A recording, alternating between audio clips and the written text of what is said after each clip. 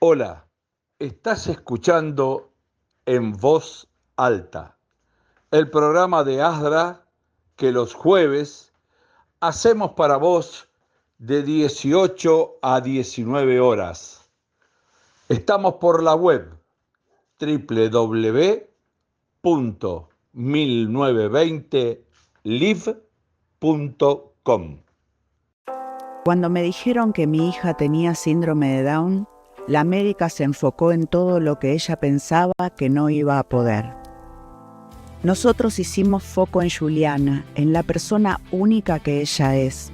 Juliana hizo mucho, se formó, hizo un curso de herramientas para el empleo en ASDRA. Hoy es una trabajadora, amiga e hija feliz, a quien amamos.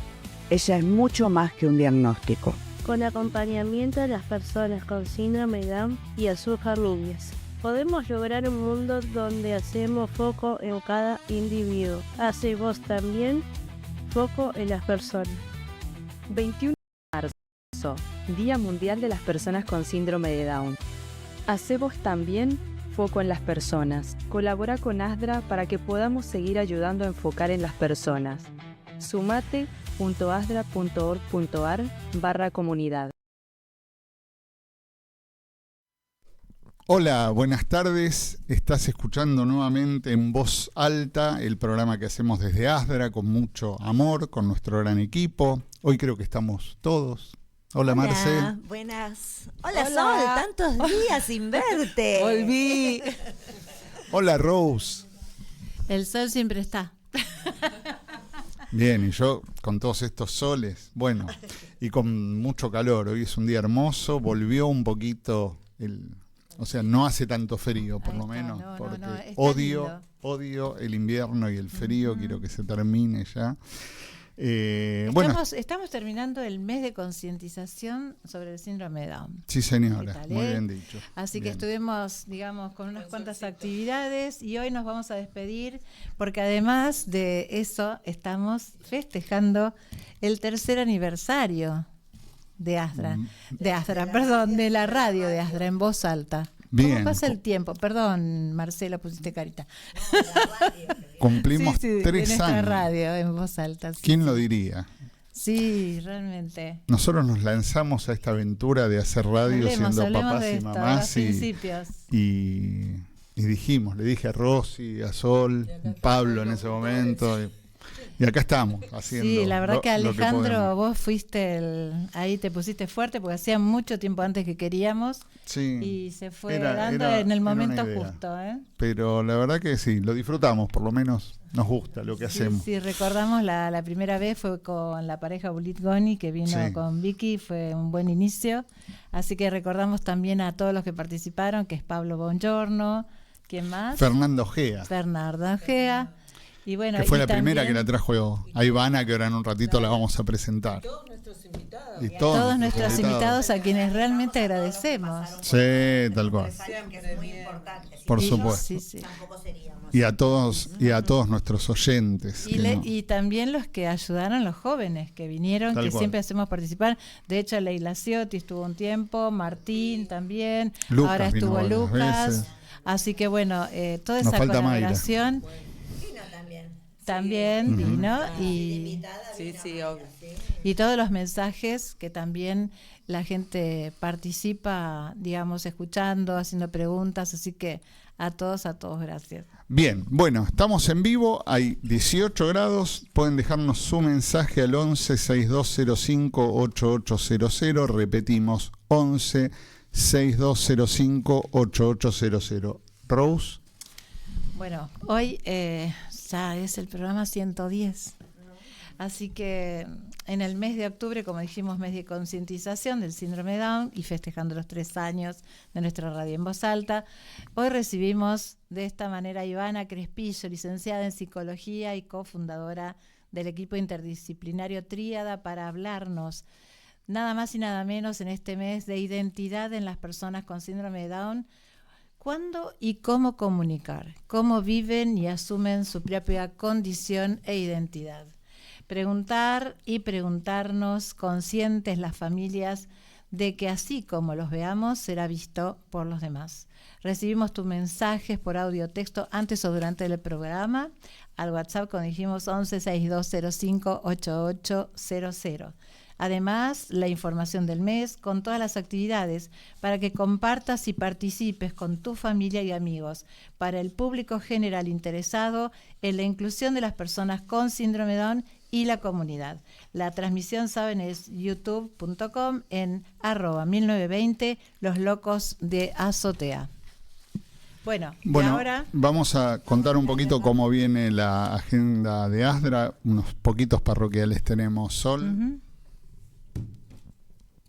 Vamos a poner los HD. Si no me faltan, no sé. Bueno, tenemos un ciclo de encuentros. Cuidar y acompañar en la adultez. Miradas compartidas. Este es el que ya había comenzado. Claro, es el último encuentro, que es el martes 11 de noviembre de 18:30 a 20 horas por Zoom. No pueden faltar, es fácil, están en casita, tiki, conectarse es facilísimo. ¿Este es el de ASDRA con Jérôme Legem? Sí. Este es el que organiza ASDRA junto con la Fundación Jérôme Legem. Juntos, sí. Este es el último encuentro. Así que los esperamos. Con inscripción previa. Recuerden la inscripción previa. Y sí, hay que anotarse en ASDRA, como siempre lo decimos. Así que los esperamos. Es la última ya. Bien, bueno, seguimos tenemos una charla en vivo por nuestro canal YouTube el martes 4 de noviembre a las 19 horas, que la va a dar la doctora Silvina Feinberg. Va a brindar una charla web dirigida a familiares de personas con discapacidad y abierta a todos los públicos, y el título es Reclamos en Salud, una alternativa al amparo judicial. Siempre hacíamos amparos cuando teníamos algún problema legal. Parece que hay una nueva instancia y va a explicar en qué consiste el procedimiento legal denominado promesa, que es procedimiento de mediación prejudicial obligatoria en materia de salud. Está regulada por el Ministerio de Justicia y Derechos Humanos de la Nación y permite resolver reclamos de salud, por ejemplo, la falta de cobertura, medicación, tratamientos o acompañantes terapéuticos, sin tener que iniciar un amparo judicial. La verdad que eso está buenísimo. Lo acabo de leer antes de venir y lo imprimí, me pareció súper interesante. ¿Repetimos cuándo, Ale? Sí, esto es el martes 4 de noviembre a las 19 horas por nuestro canal de YouTube. También recuerden que es con inscripción previa. Toda esta info, más todo lo que tenemos, más todas nuestras actividades, no quiero sacarle más tiempo a nuestra invitada, está en la agenda de nuestra página web y en nuestras redes, así que no dejen de consultarnos. Esta semana tuvimos novedades. Nosotros venimos tratando que se cumpla la ley, nada más ni nada menos. La ley de emergencia, ¿no es cierto? La ley de emergencia en discapacidad, y tuvimos las novedades de que se dio un 35 escalonado en cuotas que, por lo que escuché, se va a terminar cobrando en abril o en marzo, que es insuficiente. Seguimos reclamando. Bueno, ojalá que esto empiece a despertar, porque los profesionales tienen que comer. Estamos en emergencia de verdad, tocamos fondo. Rose. Sí, se hizo la reunión del directorio, ¿no es cierto? Y se votó, justamente se aprobó. Ya salió en el boletín oficial. Por octubre es un 14%, en noviembre un 10%, diciembre el 8%.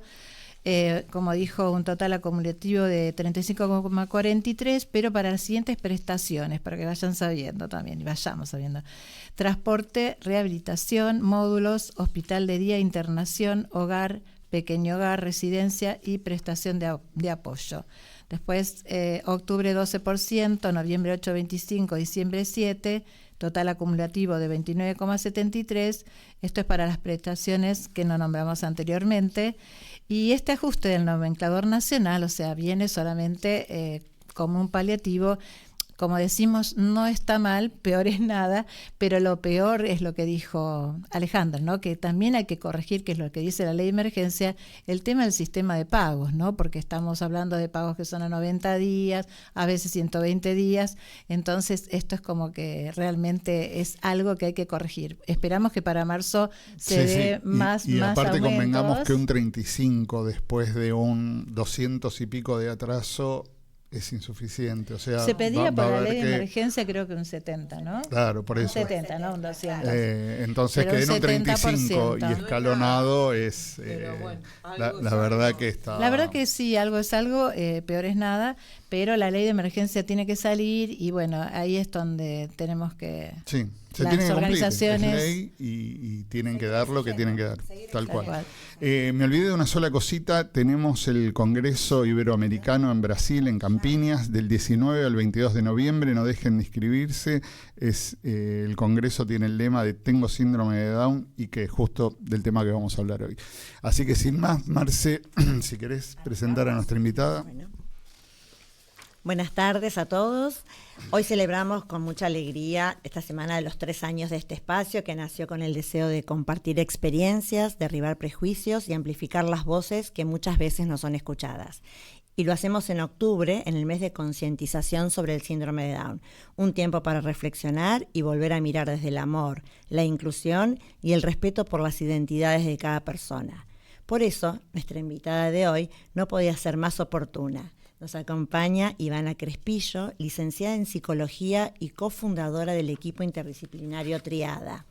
Con ella vamos a conversar sobre un tema profundo y fundamental, que es la identidad en las personas con síndrome de Down. ¿Cómo se construye? ¿Cómo se comunica? Y cómo se acompaña desde la familia, entendiendo que así como lo veamos, será visto por los demás. Bienvenida Ivana, una alegría tenerte con nosotros en este mes tan especial en el que además festejamos nuestros 3 años y queremos conversar un poquito más profundo sobre la identidad de las personas con síndrome de Down, como veníamos diciendo. ¿A qué nos gustaría que te presentes y que nos cuentes a qué nos referimos en el caso de la identidad de las personas con síndrome de Down? Bienvenida. Bueno, gracias, muchas gracias. Primero felicitarlos por el aniversario. Los gracias. Felicito. Y gracias por la invitación también. Y bueno, me encanta el tema. Un poquito más cerca, perdón. Ahí estoy, ahí se escucha bien. Perfecto. Bueno, agradecerles por la invitación y agradecerle a mis compas de equipo Triada que también me estuvieron dando una mano ahí con mis notitas y ordenando un poco lo que quería compartir con ustedes hoy, que es más bien un diálogo. Me gustó esto de que inviten a mandar mensajes porque está bueno, si hay alguien que esté escuchando y quiera mandar y opinar o preguntar, lo que sea, es súper bienvenido. Sí. Aparte las preguntas ayudan siempre, ¿no? A ordenar. Que manden preguntas. Sí, y un poco para introducir esta pregunta que me decía sobre la identidad y el síndrome de Down, sobre todo me interesaba empezar marcando esto de la identidad como la posibilidad de ser, ¿no? De ser alguien. Y no es algo menor porque sabemos que para las personas con discapacidad en general tenemos que tener un ojo ahí afilado para reconocer que desde los primeros momentos de la vida muchas veces se encuentran con la marginación, la sobreprotección y la exclusión, y eso es algo que deja marcas, ¿no? Es algo para tener en cuenta cuando comparamos, ¿no? A las personas, bueno, las personas que tienen un CUD, que tienen un diagnóstico de discapacidad, a veces la tienen un poquito más cuesta arriba con la sociedad, ¿no? Con el resto de las personas. Así que me parecía que estaba bueno empezar con eso, y también algo que dijeron ustedes en la introducción, que es que la identidad no es algo individual, sino que es algo social. La identidad se construye con otros, exacto. Eso me parece súper importante porque nos dice que la identidad se va construyendo en vínculo, en los vínculos y en cómo las otras personas me miran y se dirigen a mí, y qué es lo que dicen de mí también, lo que desean sobre mí, es algo muy determinante también, ¿no? Y sabemos que a veces hay un deseo que tiene algunas transformaciones cuando nos anoticiamos de que la persona que va a venir resulta que tiene una discapacidad, ¿no? Hoy en este caso estamos hablando del síndrome de Down. Seguramente sé que ustedes tienen este grupo muy lindo de recibir, ¿no?, a las personas que tienen un bebé. El grupo Nidando, claro, que trabajamos con y el personas de papás embarazadas. Y escucha, el de papás y mamás y familia, y también porque hay abuelos escucha también, que todo eso va a construir capaz toda una base de sostén para ese bebé que está llegando, ¿no? Y da posibilidad de por ahí empezar ya a pensar estas cuestiones desde los primeros momentos de la vida, ¿no? Que es muy importante. Mientras antes empecemos a hablar y a repensar estas cuestiones, antes podemos también generar ese cambio que queremos que pase. Sabes que nosotros siempre le decimos a las familias cuando las vamos a ver que como presenten a su hijo al mundo, así el mundo los va a ver, ¿no? Sí, a mí me gusta eso que dicen, pero a la vez no quisiera que... Vieron que es muy fácil para mi rubro, de los profesionales de la salud, es fácil culpar a los familiares, ¿no? Dicen como, bueno, ¿y qué querés? Y mirá con la madre que tiene, con el padre que tiene. Y la abuelita que lo malcría. Exacto. Entonces ahí... Bebito, como, ¿no?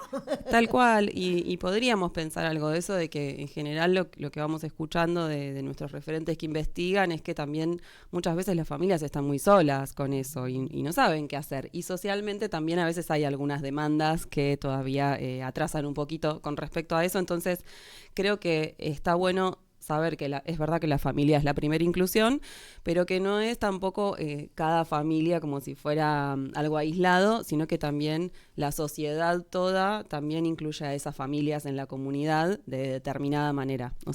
Como algo expansivo, ¿no? Como el bebé y su familia, la familia y su entorno, el entorno y la comunidad, ¿no? Como empezar a hacerlo más expansivo. Como para no caer que hay como que algo hace la familia que puede truncar esa identidad o que la puede arreglar, cuando en realidad es algo mucho más amplio que eso, pero sí que la persona con discapacidad se incluye en una historia, ¿no? En una historia familiar y en una historia social también.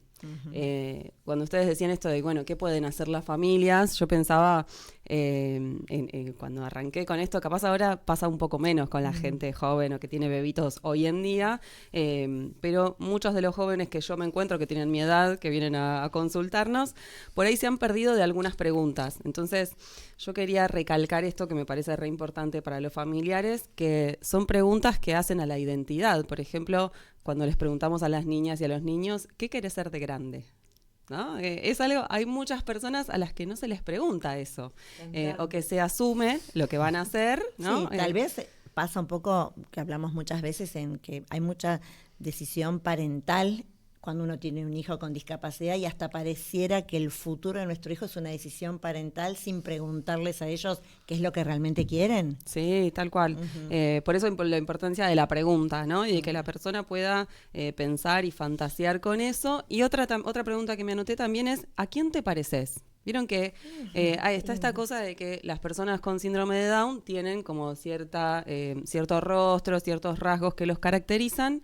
Eso no quiere decir que no tengan, no sé, el pelo de la abuela, ¿no? Ciertos rasgos que decimos, mirá cómo salió parecido a su papá, o mirá esto que dijo, cómo se mueven, o sea, hay un montón de cuestiones. Siempre la hay risa, alguna cosa, ¿viste? Siempre. Siempre se lo ves, vamos. Sí, tal cual. Y eso me parece importante también, ¿no? Pensar que aunque estén esos rasgos que tienen que ver con el síndrome de Down, no son los únicos rasgos. Hay un montón de rasgos más que tiene esa persona. Ni que tampoco por tener los rasgos con síndrome de Down es igual a otra persona con síndrome de Down, sino que tiene las características genéticas de su familia, tiene esa carga, ¿no?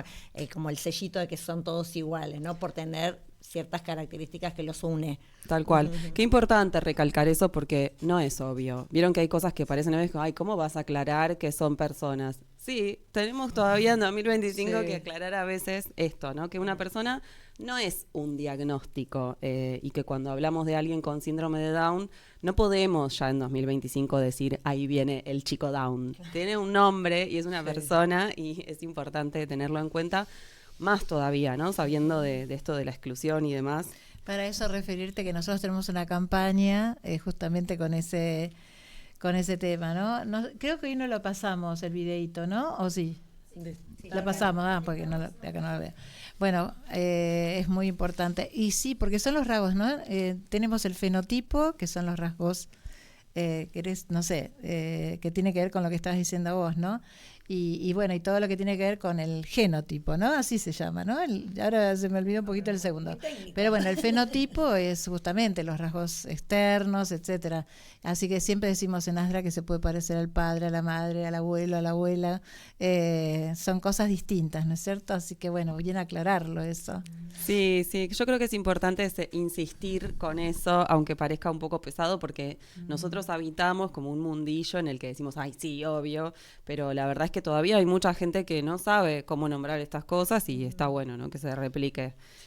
Y también pensaba en esto que decían, bueno, ojo, tenemos que pensar desde los primeros momentos si estos jóvenes tienen tratamientos, van a médicos, van a profesionales, tienen familiares lejanos, que ojo con quedar como eclipsados en ese diagnóstico, ¿no? Te quería hacer a ver qué pensás vos, ¿no? La verdad es que hablar de identidad, como bien dijiste, es encontrar el propio ser. ¿Qué pasa con los mitos? ¿Cómo influyen las creencias? Si vos crees que ellos son y tienen su identidad, si están impregnados de otras creencias, porque vos dijiste no importa como que ellos tienen igual dentro del contexto su identidad, pero si esa identidad se transforma en su ser realmente, si está influenciado por creencias, por mitos, ¿qué pensás? Puede que sí, yo creo que eso sería no podemos negar algo de eso. Por eso yo les decía que esto deja marcas, ¿no? Cuando reproducimos los mitos sobre las personas con discapacidad, eso las afecta y hace que muchas veces la propia persona con discapacidad piense como, bueno, yo no voy a poder hacer nada porque soy un discapacitado, entonces no voy a poder. Lo que estoy pensando, lo que deseo, para mí no se puede. Puede mi hermano, pueden mis primos, pero yo no. No es para mí. Exacto. Entonces, por eso me resultaba interesante recalcar que la identidad tiene que ver con la circulación social y con la oportunidad y la posibilidad de ocupar roles. Entonces, obviamente que está bueno que alguien que tenga síndrome de Down sepa que lo tiene y tenga amigos con ese síndrome y se conozcan. Genial, pero también tienen que habilitarse y dar apoyo a esa persona para que se habiliten también otros roles, no sé, el de amigo, el de sobrino, hijo, nieto, novio, etcétera. Bien, ¿y cuándo la persona con síndrome de Down se da cuenta que tiene síndrome de Down? Me imagino que debe depender de cada persona, pero me tocó en ASDRA hablar con familias, con hijos grandes, que me digan, mi hija dice que no quiere venir a ASDRA porque hay muchos Down. Sí, y como eso mucho. Me ha pasado con los talleres, ¿no? Que venga alguien y diga, ay, pero a mí, ¿por qué me mandan a este taller si acá son todos discapacitados? Claro, no me tal cual. Mándenme a otro lugar. Y eso tiene que ver también, yo creo que esto que les decía, ¿no? En vínculo y muchas personas con muchos tipos de discapacidades les pasa esto de cuando notan que son diferentes y cuando otras personas lo marcan, ¿no? Cuando hay alguien de afuera que dice, no, vos no podés, no, vos ¿no? Como hay algo de eso que para mí es muy importante, por eso les decía, hablarlo con naturalidad desde los primeros momentos de la vida y no negarlo, ¿no? Muchas veces el miedo nos hace pensar que, no, pero si le digo le va a afectar y entonces mejor para evitar ese problema no lo hablemos. Y en realidad es lo opuesto. O sea, si creemos que eso puede ser un problema, con más razón pero tenemos que hablarlo. Si lo hablamos, ¿no reforzamos también eso de como siempre anteponer la condición? No, es importante que haya conocimiento para que eso no suceda, ¿no? Si no habláramos de eso y empezamos a hacer como una cosa de silencio y de secreto alrededor de ese tema, eso es lo que puede favorecer la exclusión. Y sin embargo, hablar de esto con naturalidad y decir, sí, yo tengo síndrome de Down y mi hermana no. Bueno, eso es algo que hace que sea más natural. Mi hija de ella no era tan grande, era chica y ya veía a alguien y decía, ay, mira, es como yo, tiene síndrome de Down. O sea, que sin querer ellos van observando. Mira, observan más de lo que uno cree. Y se podía reconocer, seguro. Le da la posibilidad de reconocerse en el otro, que claro. ¿Quién no desea ver a alguien y dice, ay, es como yo? Lo del muñeco sí.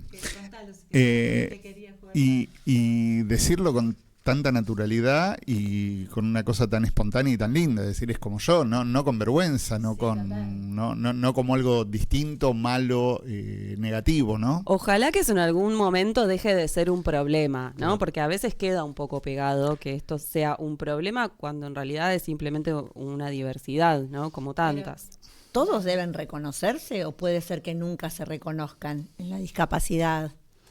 Y yo creo que depende mucho de la persona. En cuanto a la identidad en general, creo que hay algo muy importante, que también lo dice mi profe Marta Jorn del posgrado de la UBA, que es la posibilidad de apropiarse de algunos rasgos, ¿no? Ahí podría ser, ¿no?, que alguien rechace el diagnóstico o que alguien lo incorpore y hasta le parezca una fortaleza. Vieron que hay páginas, ahora hace poco me encontré con un perfil que se llama Orgullo Loco, y es como gente que dice, yo estoy orgullosa de mi diagnóstico, ¿no? No me da vergüenza, al contrario, me parece algo muy lindo y muy interesante de mi persona. Y eso es algo novedoso, tal vez, de lo que estamos acostumbrados a ver. Hasta disruptivo, sí, en cierta medida. Tal cual. Nos hace repensarnos a todos desde qué lugar estamos en sociedad.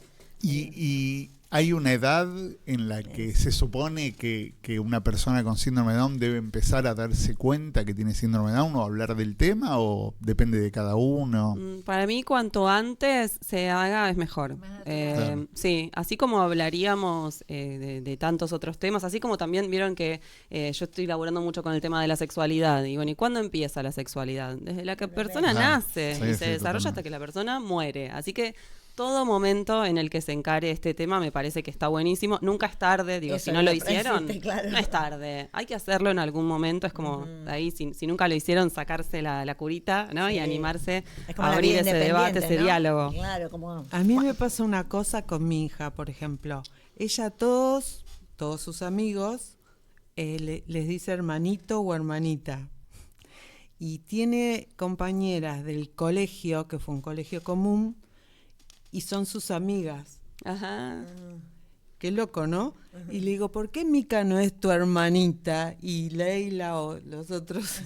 Por eso les digo que no podemos negar el determinante social, ¿no? Que todavía hoy en día, yo lo escucho un montón, cuando laburo con gente que nunca vio a una persona con discapacidad, esta cosa de, ay, pobrecito, ay, ¿no? Como todavía eso persiste. Entonces, eso quiere decir que tenemos que darle mucha bola a estos temas y que la identidad tiene que ver con, por ahí, apropiarse o hacer algo con ese diagnóstico, pero también con apropiarse de una religión o algún tipo de espiritualidad de la persona, algún espacio creativo o de producción personal, o de un trabajo de deseos, de muchas más cosas, y que tienen que ver a veces, perdón, que ustedes son todos padres y madres, pero con revelarnos también de nuestros padres, ¿no? ¿A quién no le pasó que, no sé, mi mamá me quería llevar a la iglesia y yo no quería, y después yo quería, pero ella ya, viste, como aparte, esas cosas. Parte de la construcción de esa identidad es romper un poco con los padres, ¿no? Exacto. Separarse, ¿no? Claro.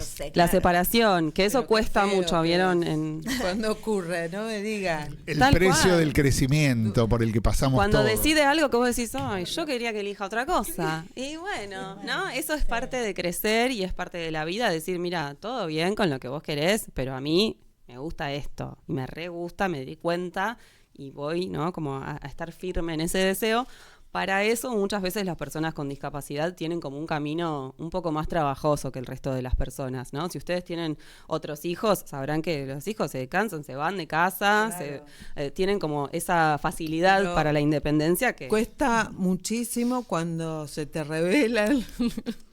Sí.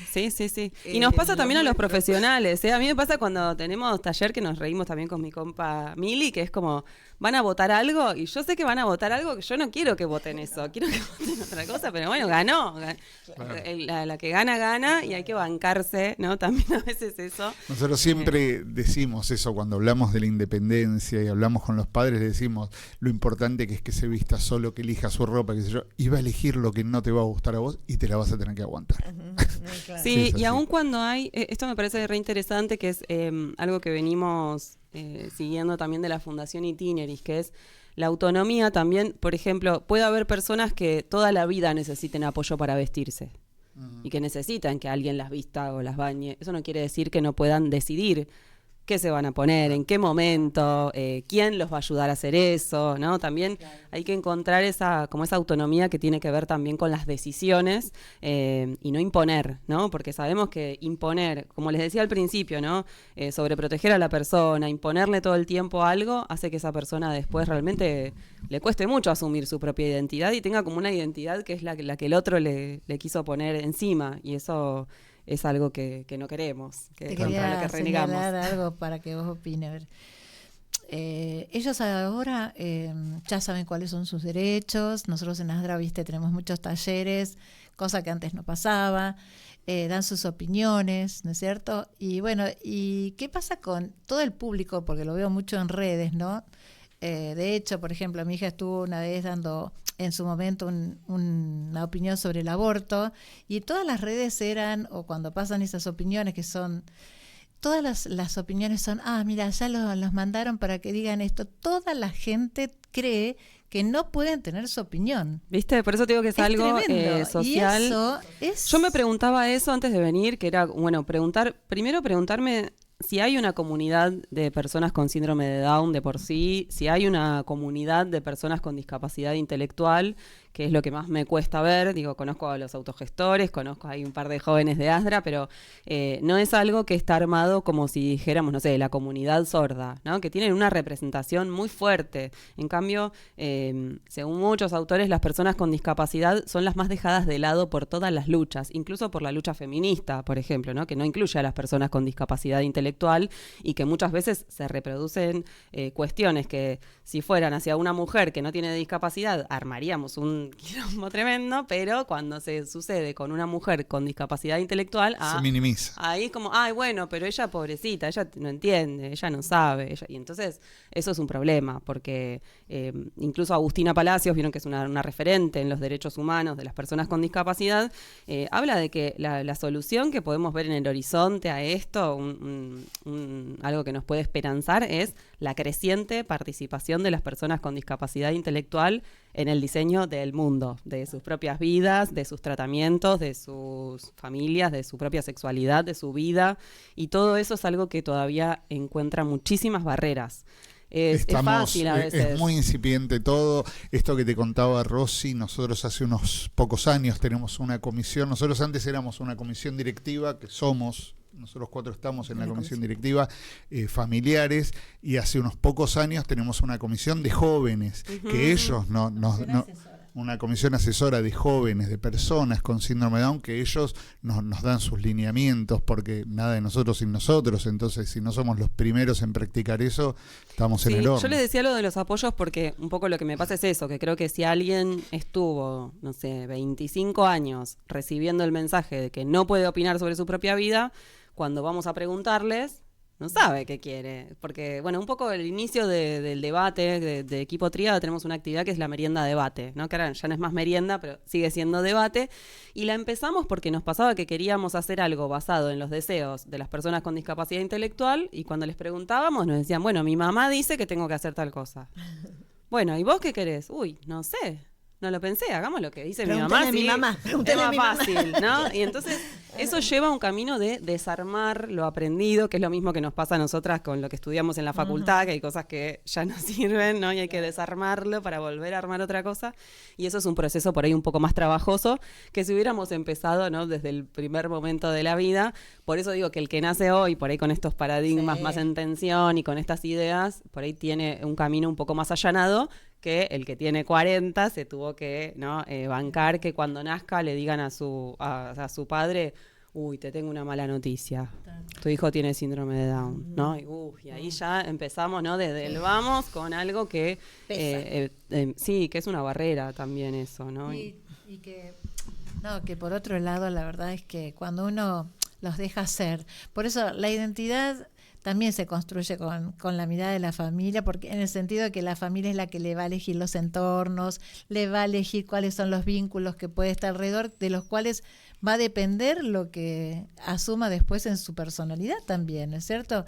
Entonces, bueno, el tema es ese, que pueden ser muy inteligentes, pero el contexto, digamos, le genera otra creencia.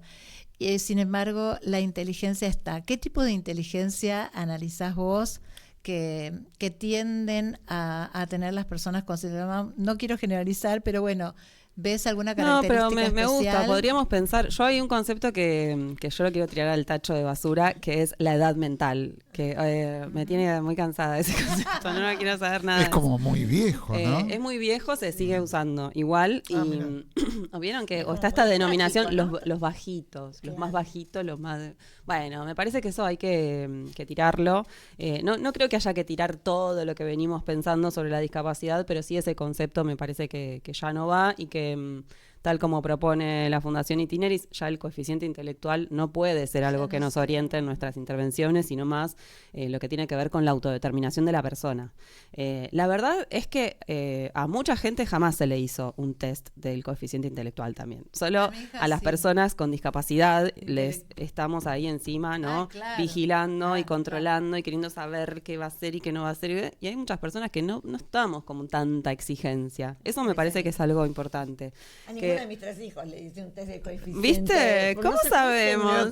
Se me ocurrió pensar en hacérselo. Lo que pasa es que cuando hay una discapacidad, cuando hay una discapacidad se pide un psicodiagnóstico. Y en los psicodiagnósticos cuando se hacen, se tiene en cuenta eso.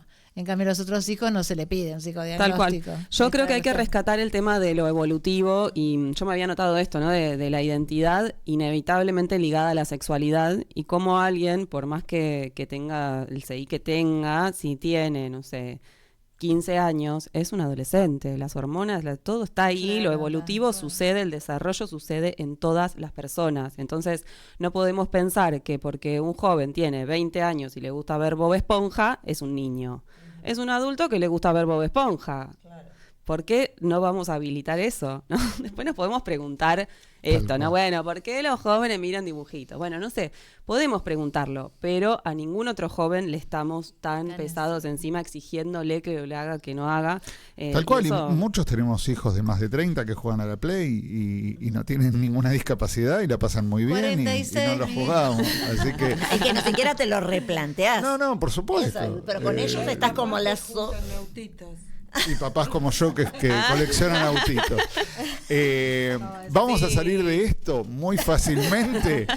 Tenemos un mensajito, Marilyn. Hola radio, ¿cómo va? ¿Cómo va todo por ahí? Bueno, te quiero agradecer un saludo para todos. Te quiero mandar un saludo a todos y a todas. Y saludo a todos por ahí en la radio. Y saludo a Marcela, saludo a Marcela, saludo a mi papá, saludo a mi papá, mi mejor padre, y saludo a Sol, la madre de Mai, y bueno, me decía éxito, y bueno, a disfrutar la charla esa de la radio, y ahí aquí estamos para escucharnos. Bueno, gracias Martu, nuestro fan número 1. Tenemos más mensajitos. A ver, acá tenemos Fernando Gea, dice: un abrazo Ivana y felicitaciones por el aniversario del programa, les mando un abrazo. Y Sabrina Herrero, nuestra presidenta, que dice: felices 3 años, querido equipo de En Voz Alta. Esos mensajitos eran para nosotros. Gracias. Muchas gracias, exacto. Gracias y bueno, recuerden que pueden hacerle cualquier consulta o dejar un mensaje al 11-6205-8800. Marce. Quería ver si desde el lado de la familia, cómo nosotros podemos ayudar o fortalecer para construir esta identidad sana y positiva. Yo creo que hay una tarea muy difícil de parte de ustedes los familiares, que creo que es lo más difícil de hacer, que es cosas de no hacer, ¿no? Con el equipo Tríada hablamos mucho del vacío como apoyo ante algunas situaciones, ¿no? Que es muy difícil. ¿Qué pasa si yo quiero que mi hijo se vista solo, pero él viene y me pregunta, ¿qué me pongo? ¿Qué me pongo? No sé qué ponerme, ¿y qué me pongo? Y bueno, ahí tenemos pequeñas oportunidades de decir, no sé, flaco, fíjate vos qué te vas a poner, ¿tenés frío, tenés calor? ¿No? Hay que ir dando apoyos y también en algún momento ir retirando y cambiando, no sé, una afirmación por una pregunta, me parece que puede ser algo que impulse a la persona, que es lo que más nos cuesta, porque hasta a nosotras también nos cuesta un montón, no resolver por el otro, dar espacio, no enterarme. A veces también hablamos con las familias esta sensación de, bueno, sí, yo lo dejo que esté solo en tal lugar, pero ¿cómo se, qué hace? ¿Qué hace en ese momento? Y bueno, no podés saber en ese momento qué hace. Ahora, hay algunas intervenciones que el otro día refrescó mucho, entonces le dije a Martín, ponete una campera antes de ir a batería, y lo veo salir con guantes. Sí. Le digo, pero no es para tanto, no es para guantes, ¿no? A veces uno no quiere intervenir, pero lo ves salir con los guantes en octubre y wow. Yo le pregunto, ¿qué se hace en ese por caso? eso por ahí no es dar cero apoyo, sino tal vez invitarlo a repensarlo, ¿no? Como, che, guantes, ¿te fijaste? ¿Saliste afuera a fijarte cuánto frío hace? A veces las personas requieren apoyo activo para eso, porque hay personas aparte que les cuesta percibir si está frío o no. Es que si estás adentro, vos no percibís nada. Entonces yo lo que por lo menos me parece también piola es el tema de mirar el clima, o sea, porque ellos están súper con el celular, en eso no podemos decir que no están preparados. Y entonces miran, bueno, y yo le pregunto, ¿te fijaste qué temperatura hace? Bueno, mirá, si va entre esta y esta temperatura, le tenés que poner algo. Enseñarles a ellos. Claro, y ver esta diferencia de lo friolento, ¿no? La gente, si lleva camperitas, si no, miro. Es algo igual, y a mí, mi mamá también, ahora vino hace todo. poco y me decía, no, abrigate un poco. Yo no tengo frío, vos tenés frío. ¿No? Claro. Bueno, ese se lo es el diálogo. Afuera sale, no sabés. Yo te digo porque mi hija se ligó neumonías y tampoco es chiste, ¿no? Porque el pediatra me dijo, tuvo 2 neumonías y una neumonitis. Por eso tampoco sería un apoyo no dar nada. Sola, o sea, es graduarlo, pero tampoco dejar a la persona sola de pronto por eso, en la nada. enseñarle a conocer este tema de la temperatura. Inclusive le podés hacer unos dibujitos en algún lugar, una pizarra, que queden, y bueno, si es de esta temperatura esta, o si ves que llueve en algún horario, te llevas el paraguas, y después ya le decís, mira, fíjate ahí, y ya le acompañar con otros apoyos y con información, porque por ejemplo, ¿qué pasa si yo voy al trabajo y mis compañeros también me dicen como, Ivana, ¿qué haces con esa campera? Hacen 28 grados. Sí, bueno, te puede decir. Entonces eso también es importante, que además del apoyo familiar, ya de entrada también tenemos que empezar a pensar qué otras personas van a opinar, van a preguntar y van a acompañar a esta persona, y dentro de eso creo que está esto que decís, que a veces los apoyos son una persona y a veces son una cosa, un objeto, un aprendizaje, algo que hace que yo logre no enfermarme, estar abrigado acorde más o menos al clima, con esa variable de, bueno, sos más o menos friolento, pero tampoco, ¿no? Salir, está nevando y voy a salir en musculosa. Sí, bueno, no, porque, a ver, nosotros somos finitos los padres. Un día no vamos a estar. Lo importante es que ellos aprendan esas cosas que le van a hacer a que ellos se cuiden, se sepan cuidar. Para eso me parece clave el autoconocimiento, ¿no? Que es, bueno, hay que conocerse a uno mismo. Si vos sos más caluriento, si sos más friolento, es algo a conocer y ahí también está esto que les decía, ¿no? Como, vos sos friolento como tu madre, vos al final vos salís, querés salir en remera y yo tengo frío. Y ahí nos vamos conociendo a nosotros mismos también.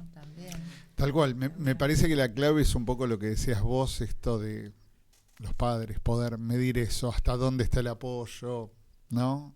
Porque si nos pasamos para un lado estamos jodidos, si nos pasamos para el otro también, ¿no? Encontrar Tal ese cual. equilibrio. Y el riesgo, me parece que ahí hay riesgos que no podemos tomar y otros riesgos que son parte de la vida, ¿no? Si yo no me quiero llevar el paraguas porque soy una terca y no me lo llevo y llueve, me mojo, tal vez me resfrío, y eso nos puede pasar a todos, pero hay riesgos que por ahí son más grandes y podemos dejar a la persona expuesta. Entonces, por eso digo que no es retirar todo el apoyo y decir, bueno, a partir de hoy no hay apoyo. Bueno, no, eso no es graduar el apoyo. Para eso están los apoyos. Exactamente. Y por ahí yo algo que pensaba, por un lado en esto de la sexualidad, ¿no? De que las experiencias placenteras nos hacen conectar con la experiencia de ser uno mismo. Ser uno mismo es algo único, porque no hay dos personas idénticas, ni en referencia porque tengan un diagnóstico ni a ninguna otra cuestión que pensemos. Entonces, se me ocurría contarles esto que venimos laburando con Mili, que le mando un besito, en el taller de filosofía creativa, ¿no? La filosofía tiene algo lindo, que es que nos ayuda a recuperar la dimensión placentera del pensar, de evaluar las cosas, y del error también, de permitir equivocarnos. Entonces, hay algo que elaboramos mucho en el taller, que es pensar en mí y también pensar por mí mismo, que no son lo mismo, son cosas distintas. Y no es fácil. No es fácil conocernos a nosotros mismos. A veces nos lleva también a nosotras pasar, vamos a hacer una dinámica y la hacemos nosotras primero y decimos, ay, qué difícil que es pensar esto, ¿no? Requiere todo un trabajo y bueno, y también para las personas con discapacidad. Entonces, el diálogo filosófico y participar de espacios donde se juegue el autoconocimiento hace que también podamos pensar jugando, ¿no? Sin una presión externa, pensar como en borrador. No va a quedar escrito en piedra, sino que podemos jugar un poco. Y jugar es algo que nos conecta también con la experiencia de ser persona. O sea que es algo muy importante. Qué interesante. Sí. Sabrina nos manda una pregunta que me pareció muy interesante. Dice, felicitaciones por la invitada de hoy, muy clara en su exposición, oportuno el tema, excelentes las intervenciones que nos aportan. Pregunta, ¿qué intervención recomendás si te plantean claramente la discapacidad duele?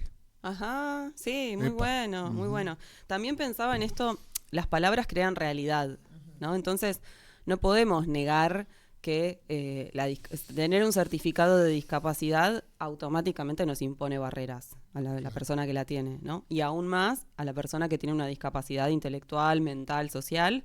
La barrera es aún más enorme porque es más invisible, ¿no? Hace un rato quería decirles esto. ¿Vieron que es re fácil pensar, por ejemplo, ponemos el dibujito de la persona en silla con una escalera y después ponemos una rampa y decimos, bueno, la barrera, facilísimo de pensar. ¿Cómo pensamos esas barreras para la persona con discapacidad intelectual?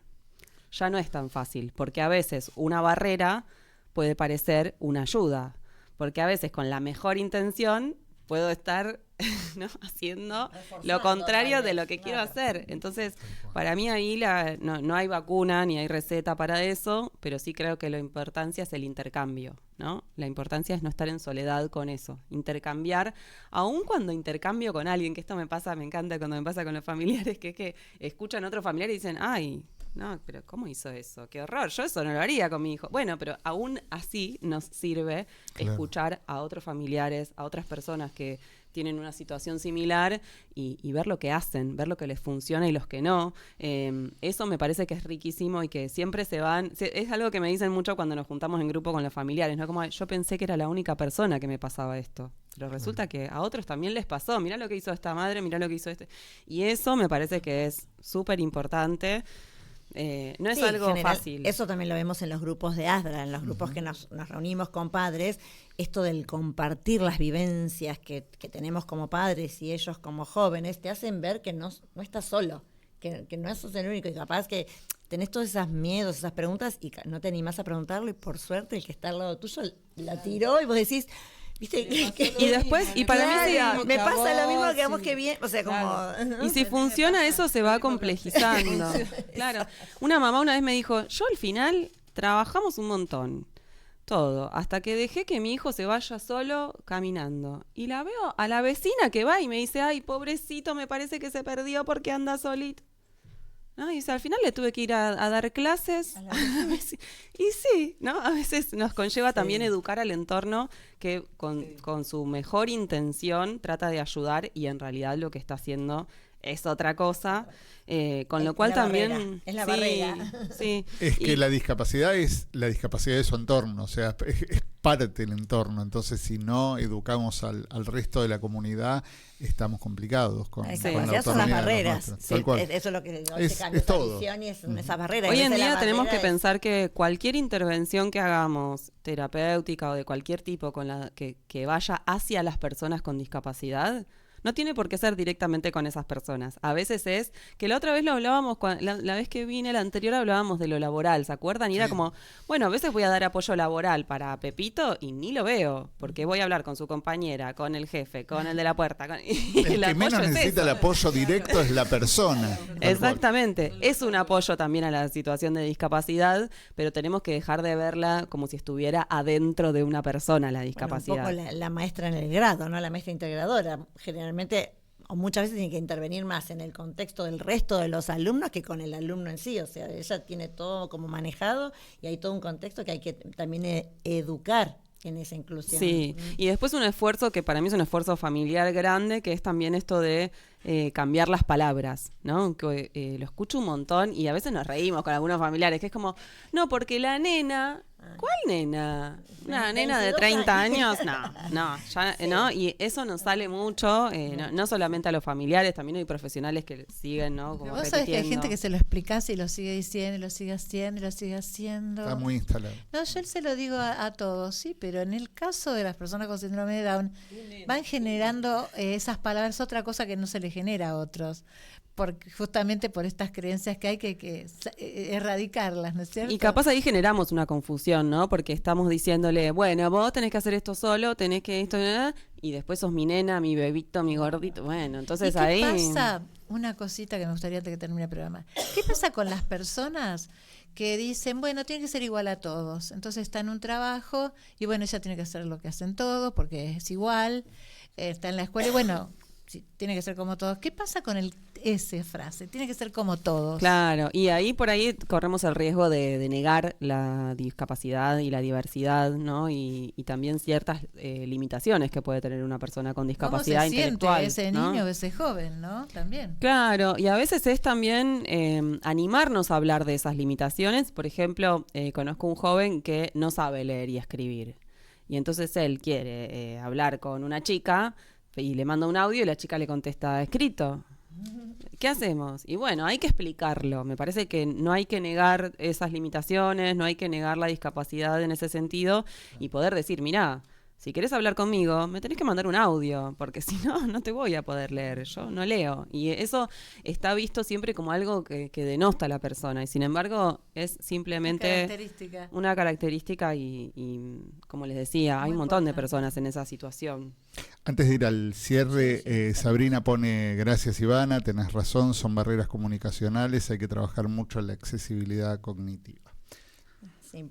Bueno, estamos ya medio llegando al fin, Ivana, y queríamos, en principio, agradecerte, como siempre, por compartir con tanta claridad y sensibilidad tus conocimientos, tus experiencias y, sobre todo, tu mirada humana sobre la identidad de las personas con discapacidad y con síndrome de Down. Gracias también a las familias que nos escuchan, nos acompañan desde hace 3 años en Voz Alta. Cada programa, cada testimonio, cada historia compartida sigue construyendo una sociedad más empática, donde las personas con síndrome de Down puedan vivir su identidad con orgullo, libertad y alegría. Somos familias que aprendemos y crecemos juntas, convencidas de que la verdadera inclusión comienza cuando cada persona puede ser quien es plenamente.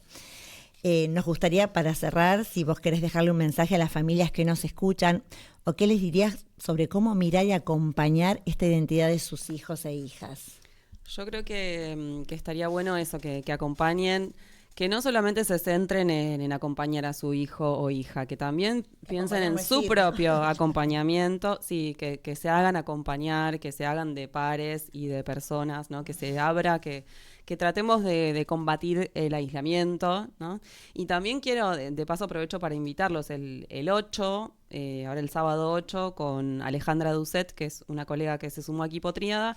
Vamos a dar una formación para personas que trabajan con personas con discapacidad sobre lo importante que es incluir el trabajo con familiares y cómo hacerlo, que es algo que nos piden mucho cuando hacemos formaciones, siempre se quejan como, ¿cuándo van a hacer una para familiares? Así que ¿para familias? No es para las familias, sino que es para los profesionales y las personas que trabajan con personas con discapacidad y les está costando pensar cómo hacer para incluir a las familias. Vieron que hay profesionales que somos medio pesados citando a las familias y hay otros que no te llaman nunca. Entonces la idea es poder cambiar un poco eso y que ustedes sean parte también de eso. Bien, y antes del cierre, ¿querés contar qué es Triada y cómo contactarse? Cómo contactarse? Sí, Equipo Triada es un equipo, éramos 3 pero ahora somos 5, porque estuvimos creciendo un poquito desde la vez pasada. Desde la última vez que vine. De Triada vamos a ir al quinto. Sí, y acompañamos a adolescentes, a jóvenes y adultos con discapacidad intelectual en sus planes de vida. Nuestra idea es poder aportar un poco ahí a la inclusión social y a la vida independiente de personas con discapacidad. Algo de esto de la autonomía que les comenté, también vamos a estar con Brenda Vieira y Milagros de Martino en el Congreso de IPRODICH del 15 de noviembre. Vamos a estar ahí también hablando un poquito de este tema. Me faltó nombrar a Belén Failá, que también es parte de nuestro equipo. Y bueno, ahí lo que intentamos hacer es justamente eso, ¿no? Promover una vida que sea digna de ser vivida y que los jóvenes puedan apropiarse de su proyecto de vida, ¿no? Que sea un proyecto de vida realmente propio, no solo en familia, sino también en comunidad, que es un gran desafío. Así que invitarlos a que nos sigan en las redes de Equipo Tríada. Y también estamos intentando, con esto del autoconocimiento, no sé si lo vieron, pero estuvimos largando como algunos juegos, ¿no? Unos tarjetones. Hay unos que se llaman A mover la propia voz, otros que son los de mapas del cuerpo, el juego del rosco de la ESI hicimos, y todo eso me parece que también puede ser divertido, ¿no? Para jugar en familia, para jugar también con los apoyos que existen. ¿Esos se adquieren a través de la web? Los pueden comprar en la web, son re baratos, los pueden bajar ahí de la web. Y también nuestros trabajos, las cosas que venimos nosotras pensando como equipo, como, no sé, el debate o el plan accesible en los tratamientos, bueno, todas estas cuestiones están también gratis para descargar ahí en Google, en nuestro Linktree, así que invitadísimos a ver nuestras redes. Así que bueno, excelente. Bueno, buenísimo. Gracias por todo. La verdad que un placer siempre escucharte y aprender. Y nos quedamos como con poco tiempo, nos seguiríamos más. Sí, igual hablas rápido, ¿eh? Ay, lo vamos a tener que ver el programa 3 veces. Gracias. Es mucho para poco tiempo. Así que, muchas gracias. Bueno, nos vemos el jueves que viene en esto que es... Vos, las dos. En voz alta. Gracias. Hola, estás escuchando En Voz Alta, el programa de ASDRA que los jueves hacemos para vos de 18 a 19 horas. Estamos por la web www.1920live.com.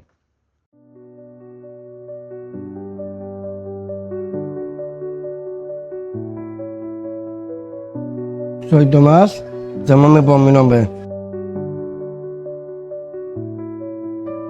Me llamo Santi, llámame por mi nombre. Soy Gabriela, llámame por mi nombre.